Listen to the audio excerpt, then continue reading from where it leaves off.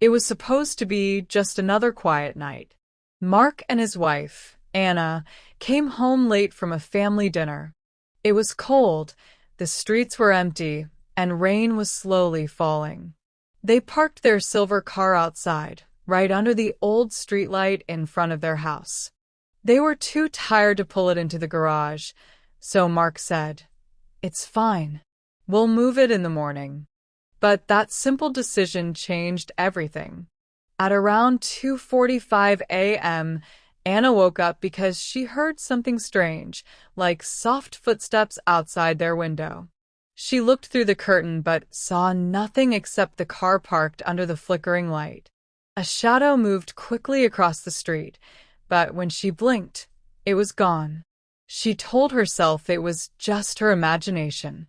The next morning, they went outside, and that's when things got weird. There were muddy handprints all over the car doors, but not like normal ones.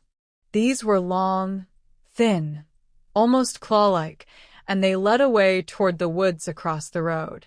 The car's front door was slightly open, even though Mark swore he had locked it. Inside, the car smelled damp, like something had been sitting there all night. On the passenger seat lay a small wet feather. No one could explain how it got there. That night, the streetlight outside their house went completely dark. When Mark looked out from their window, the car's headlights flickered on by themselves, even though no one was inside. From that night on, they started hearing tapping sounds at their door around the same time every night. Something or someone was coming closer each time. They thought it was just a prank until they checked the home security camera. The next morning, Mark finally checked the footage from their home security camera. He sat at the kitchen table, sipping his coffee, while Anna stood behind him, arms crossed. The camera was pointed toward the driveway, giving a clear view of their parked car under the streetlight. At first, everything looked normal. Around midnight, the street was quiet, no people, no cars passing by. Then, at 2:46 a.m., something moved in the corner of the screen. It looked like a person walking very slowly from the end of the street. The figure stopped near the car, but the video was too dark to see details. Mark increased the brightness. His hands started to shake. The figure wasn't walking, it was crawling. It had long, thin limbs, bending in ways that didn't look human. The thing stopped beside the car and slowly pressed one hand against the window. That's when the motion sensor light came on. For a split second, they saw its face, pale, with hollow black eyes staring right into the camera. Then the footage glitched. The screen froze, and when it came back, the figure was gone. Anna gasped and covered her mouth. "Is this a joke?" she whispered. But deep down, both of them knew it wasn't. They called the police, who came to check the area. The officers searched the woods nearby but found nothing, no footprints, no signs of anyone being there. The only thing they noticed was the smell of damp earth, like something had just crawled out of the ground. That night, Mark deleted the footage, thinking it was better not to have it. But Anna made a copy on her phone. Later that evening, as they sat in silence, their phone pinged with a new notification. The camera had detected movement outside again. This time, the alert showed a clear picture. And it wasn't just one figure anymore. Ethan's pulse thudded in his ears. The silence of the house pressed against him. Every creak, every faint rustle echoing like a warning. He squinted toward the top of the stairs, where a shadow seemed to move against the dim glow from a half-open door. "Hello," he called again, his voice cracking. No response. He stepped forward cautiously. Each stair groaned beneath his wet shoes. The smell of damp wood and burnt metal grew stronger with every step. When he reached the landing, he noticed the light spilling from a bedroom, a dull yellow, flickering slightly as if from an old lamp. He peeked inside. The room was in disarray, furniture covered in dust sheets, cobwebs glistening in the lamplight. A music box sat on the dresser, its lid half open, playing a faint, broken tune. Then he saw it, a tall figure standing motionless in the corner, its face hidden by the dark. Ethan froze, breath shallow. "Hey, I didn't mean to." The figure turned slowly. Its eyes reflected the lamplight, pale, lifeless, and wrong. Ethan stumbled backward, knocking over a chair. The sound broke the silence like glass. The figure took a step forward, not walking but sliding, as if gliding just above the floor. Ethan bolted down the hallway, heart pounding like thunder. Doors on either side of the corridor rattled violently as he passed, slamming shut one after another. He reached a window at the end, but it wouldn't open. The glass felt warm under his trembling hands, too warm, as if heat pulsed from the outside. Then came the whisper again, this time echoing from every direction. "You don't belong here." The lights went out. Total darkness swallowed him. And in that pitch-black silence, Ethan heard someone whisper his name, right behind him.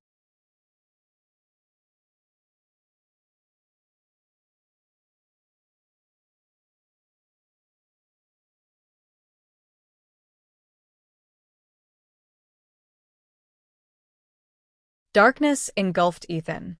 He froze, afraid to even breathe. Somewhere behind him, faint footsteps circled slowly, like someone or something, studying him in the dark. He reached out, searching for the wall, but his fingers touched only air. Then a dim light flickered again, this time from down the hall. It wasn't the same yellow glow. It was colder, bluish, almost like moonlight reflecting through fog. He followed it cautiously, his hands trembling, his breath short and uneven. At the end of the hallway, he found a door slightly ajar. He pushed it open. It creaked slowly, revealing what looked like an old study room. Dust hung thick in the air, and the faint scent of mildew mixed with something metallic. Blood, maybe. On the desk lay scattered photographs, black and white, faded. Ethan leaned closer, brushing off the dust. His stomach dropped. Every photo was of people standing in the very same house, but their faces were slashed out with something sharp. He turned one photo over and found words scrawled on the back in shaky handwriting. They never left. Ethan's heartbeat quickened.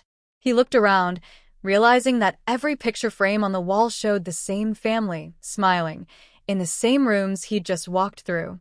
But the wallpaper in the photos wasn't old or torn. It looked new, alive. And then he saw something chilling. In one photo, taken in the hallway, a man stood near the stairs, wearing the same jacket Ethan had on. His mind raced. "This can't be real," he whispered. The floorboards behind him groaned. A soft, feminine voice spoke near his ear. "You came back." He spun around, no one. The window shutters slammed shut with a bang, trapping him inside. The house wasn't abandoned. It remembered everyone who entered and never let them go.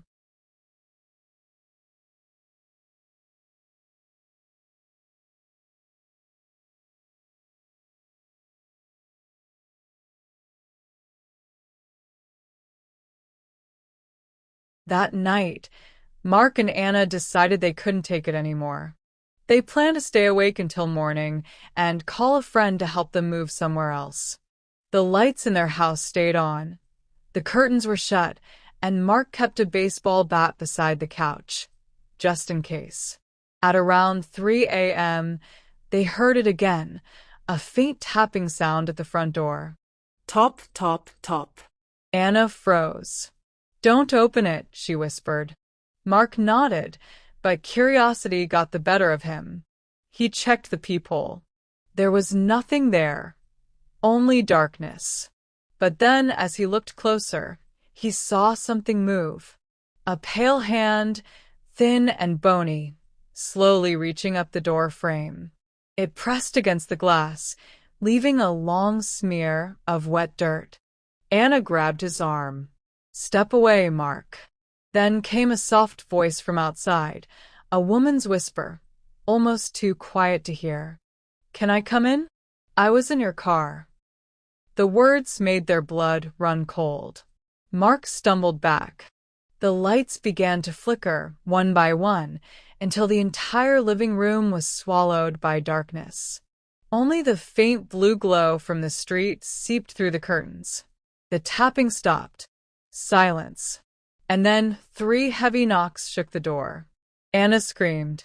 The camera in the hallway turned on automatically, its red light blinking. On the screen, they could see a blurry figure standing outside. The woman.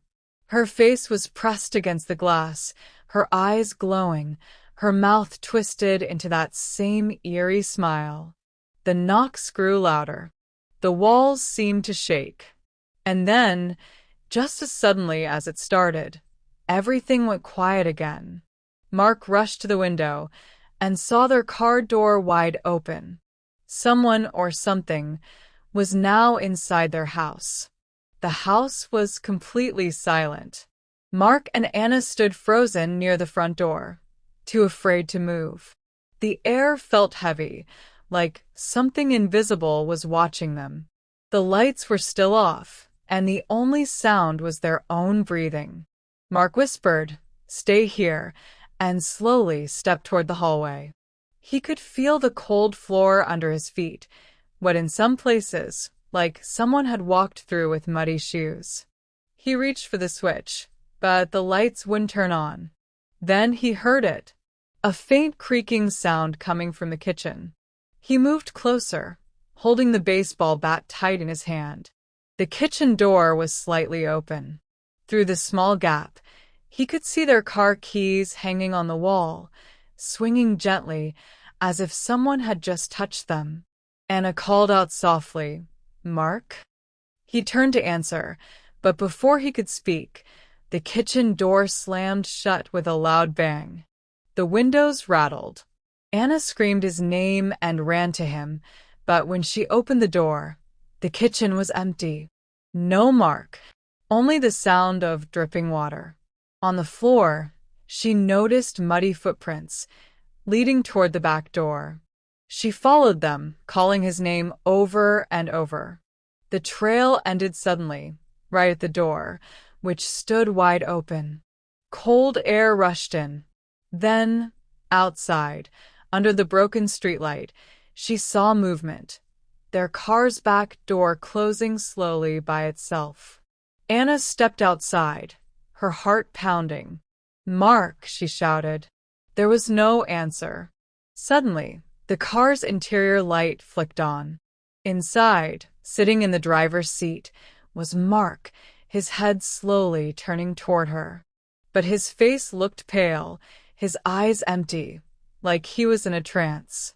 He whispered something through the open window, words she couldn't understand. And then, from behind her, that same soft voice said, "He let me in." Anna froze.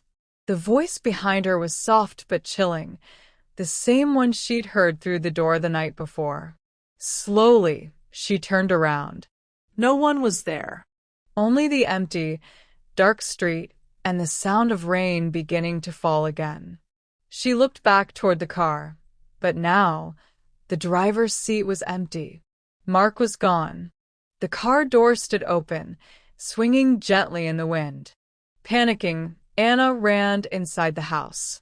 She locked the doors, shut every curtain, and grabbed her phone to check the security camera feed one last time. The screen showed static for a moment, then cleared. The camera outside focused on the car. A figure was standing next to it, tall, pale, and motionless. The long dress clung to her as the rain poured down. Slowly, she turned her head toward the house. Then the camera glitched again, flickered, and froze on one frame, her face pressed right up against the lens. Anna dropped the phone. The house lights flickered once more, then went out completely.